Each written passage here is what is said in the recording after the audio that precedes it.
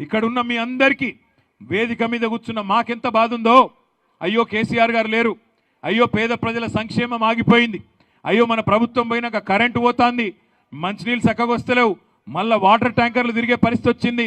అదేవిధంగా ఇవాళ మన ప్రభుత్వం పోయినాక మనం ఇదివరకు పెట్టిన మంచి మంచి కార్యక్రమాలన్నీ బంద్ చేస్తున్నాడు రేవంత్ రెడ్డి అనే బాధ మీకెంత ఉందో మాకంతే ఉంది.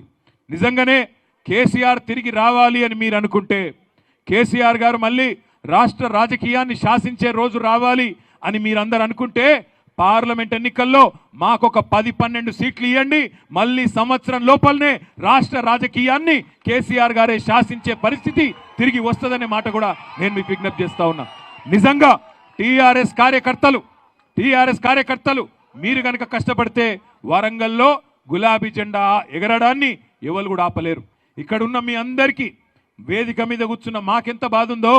అయ్యో కేసీఆర్ గారు లేరు, అయ్యో పేద ప్రజల సంక్షేమం ఆగిపోయింది, అయ్యో మన ప్రభుత్వం పోయినాక కరెంటు పోతుంది, మంచినీళ్ళు చక్కగా వస్తలేవు, మళ్ళీ వాటర్ ట్యాంకర్లు తిరిగే పరిస్థితి వచ్చింది.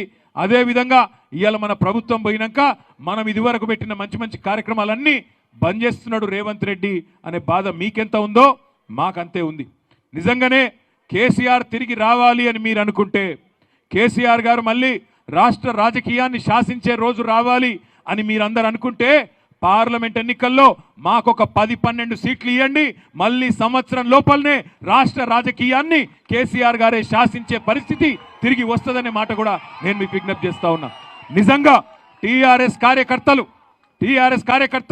మీరు కనుక కష్టపడితే వరంగల్లో గులాబీ జెండా ఎగరడాన్ని ఎవరు కూడా ఆపలేరు.